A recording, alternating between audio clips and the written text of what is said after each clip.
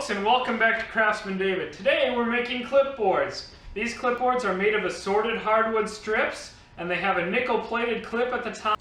They are 12.5 inches long by 9.5 inches wide and 3/8 of an inch thick.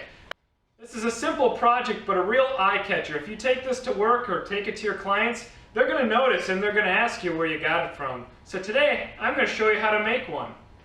Now, clipboards are a great project for getting rid of hardwood scraps. The first thing you're going to do is go through your scrap bin and find a bunch of pieces, and then put them in an order that you think kind of looks good.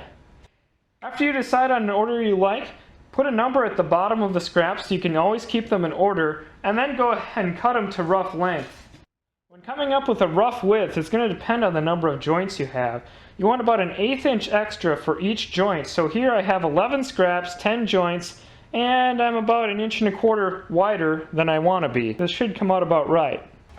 To make good glue joints on the clipboard, I've set up a shim on this fence of my router table to make it work like a jointer. I've already tested with a test piece. It seems to joint the work pretty good.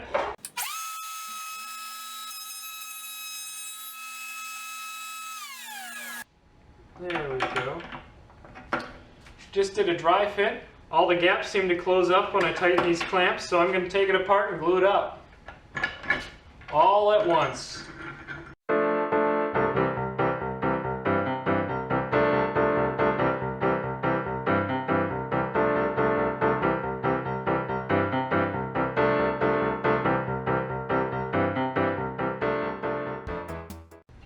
Okay, I got my blank all glued up. It came out pretty good. There's no gaps at all.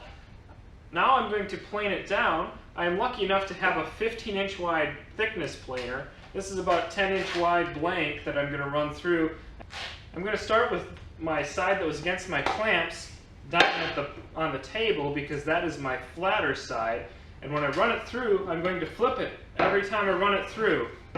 And by flipping it, I will keep it flatter.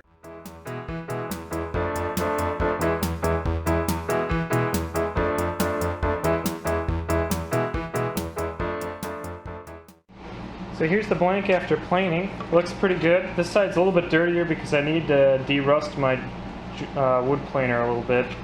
But overall it's pretty good. You can see I don't have any gaps. So that means that my router technique for jointing worked really well. I'm already pretty much where I want to be at for the width. It's right flush with this one. So I don't need to do anything there. I just need to cut it to length and square it off.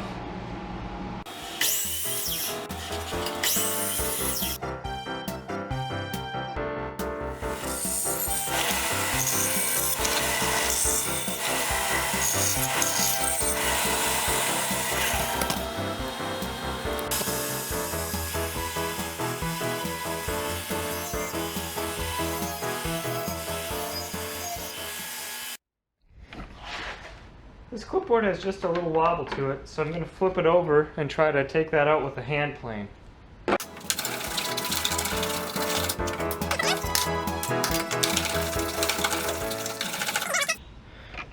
There, now I've got it flattened out just about as best as I can. No rocking.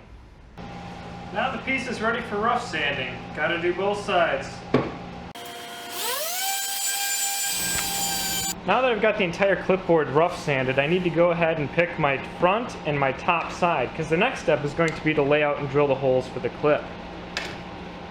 On this clipboard, it's a pretty easy choice, because on my last pass through the thickness planer, I had a little bit of chip out here, and I had to go back and forth a lot in order to get rid of that chip out.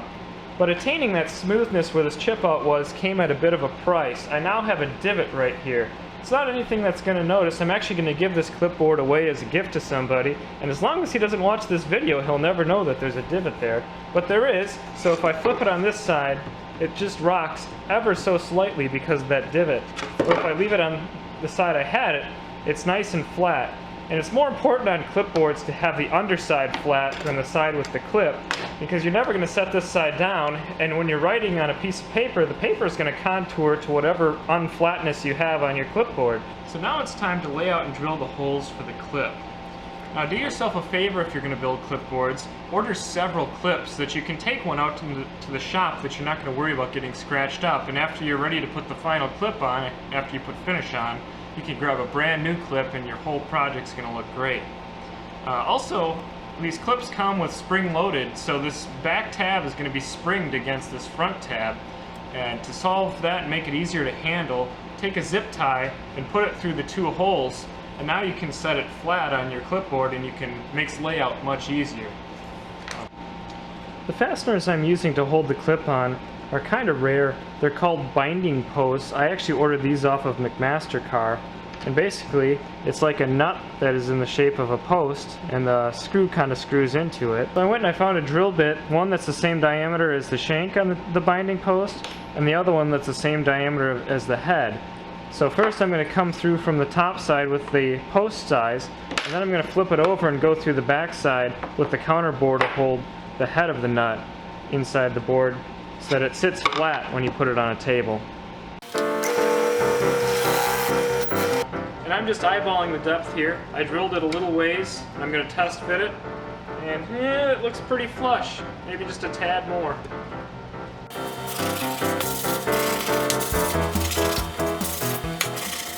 And that's all it takes to soften up those edges.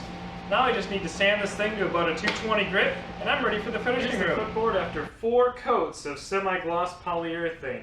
That is the most durable wood finish that I am aware of. Now it's time to put the clip on the clipboard, and the first thing I'm going to do is turn it over and epoxy in the nut side of the binding post to the counter board that we made for it.